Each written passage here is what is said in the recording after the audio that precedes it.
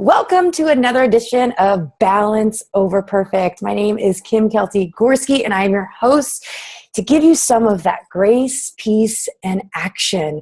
And today we are going to talk about balance over the holidays. I have to laugh at it because when we think about the holidays, we don't really think about anything as balanced. Nothing. It's either crazy or for the probably very few of us, it is peaceful.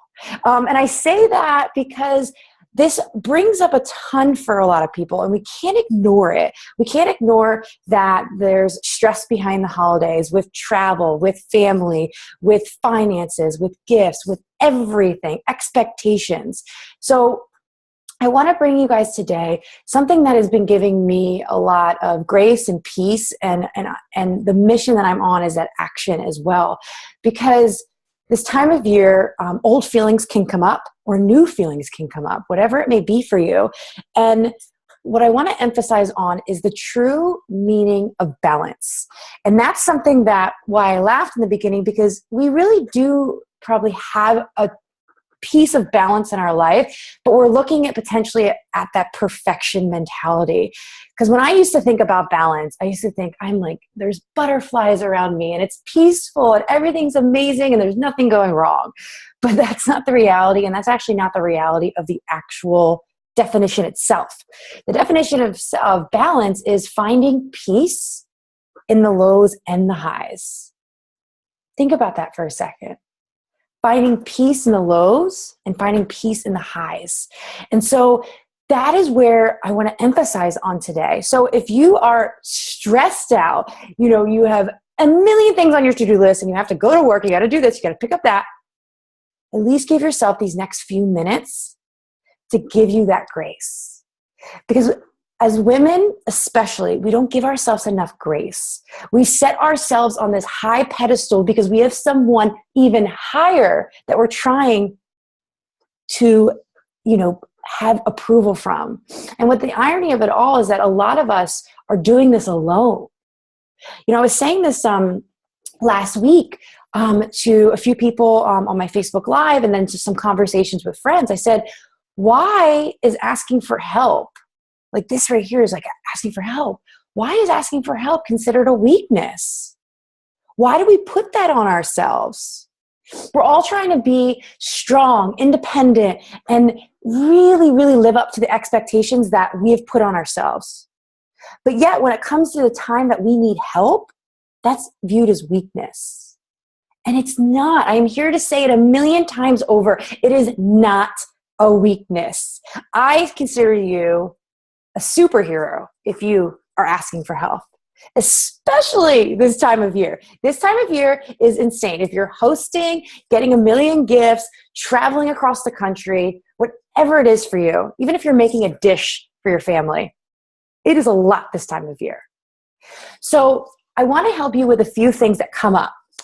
And I'm calling them the three thes. The three thes, because when we think about what is coming up right now, it's the perfection, the mistake, the timing, and it's all coming up. So let's focus on the perfection. You have to be the perfection when you host dinner parties. When you get an amazing gift for a loved one. But is that the true meaning behind hosting your dinner party? Having people over for the holidays, giving that gift? Is that what it is?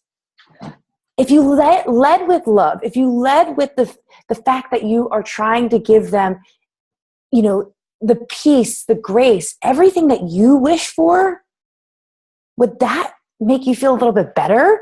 So for example, I have a Christmas tree and it's sitting right behind me, and 50% of it does not exist. 50% of it does not exist because my dogs and my cat ate 50% of it. I'm not kidding. And then the lights completely go out on 50% of it. And my poor husband, he loves the Christmas. My mother-in-law is extremely amazing around the holidays with decor and just everything. And he's like beside himself. I'm like, this is great. This is hilarious. This is not being perfect. So when we think about that perfection, it hasn't been serving you. Because when you think about having the perfect dinner party, the perfect photo, the perfect everything, do you find yourself after that perfect photo, that perfect dinner party, fulfilled? So what's the point? And then the mistake. The mistake kind of piggybacks off the perfection. So the mistake, it's like, oh my God, if I make a mistake, if I don't get the right gift, or if I don't get, the right dish for Uncle Sally, Uncle oh, that's hilarious. Uncle Sam, Aunt Sally, that's hilarious. But if you don't, the mistake, does that make you less of a person this time of year? No, that makes you human. And I apologize, guys. I'm filming from home, my dogs. But does that make you less human, the mistake? You aren't any less of a person. You are human. And I apologize. I rumbled with those words. The dog's in here. But when we make mistakes, we got to ask ourselves, why did we put that much pressure on ourselves? Why did we say, hey, that's a mistake. I'm going to really beat down on myself? What's coming up for you? Because that mistake could be the perception that you thought you needed to be this time of year. Or that mistake could be turned very quickly, and it could be exactly what's going to make you feel better this time of year. I make mistakes every single day. As much as it makes me cringe, I know it's getting me 1% better for me. Not perfect, 1% better. So instead of looking at the mistakes that has happened this time of year, how can you look at it as and say, hey, this mistake moved me 1% closer to me being my best self, my most fulfilled self, not my most perfect self. And then the thing that we don't have this time of year is the timing. Rushing around doing this, getting last minute stuff here, putting out Christmas cards when you're like, oh my God, that's the last on my list right now. Let's get the kids together. Let's get everyone together. Perfect smile, perfect backdrop. Boom, send them out. The timing this year, the timing that it takes to have this amazing holiday, the timing that it takes away from your career or vice versa, timing that it takes away from your family if you're working a lot this time of year. So when we think about the timing, can we take a step back and say, okay, what can I control now? You may not be able to control the family affairs that you have to go to. You may not be able to control the amount of work you have to do this year. But what you can control is when you look at that calendar and when you look at that day and when you look at the people that you're around, are you giving them your time? So for example, and I'm very guilty of this, so I can totally speak on this and I can totally preach on this, is that when you're with family, are you leaving work behind? Especially this time of year. Some of the people I'm seeing this time of year, I don't see that often. So you're leaving that behind. Work. Are you off your phone? Are you disconnected? Have you set the tone that you're not going to be at work? You're going to be with them, the time, be present. And then the same thing with work. If this is a busy time of year, if you work in retail, if you work in the catering industry, I know for me it was huge when I was working in the catering industry. When you're there, can you make the most of it? Can you say to yourself, hey, I got a job. I got something that's going to pay my bills and or be able to get that gift that I wanted for that loved one. I know for me, when I work this time of year, my mindset wasn't as where it is right now. And I used to get so down.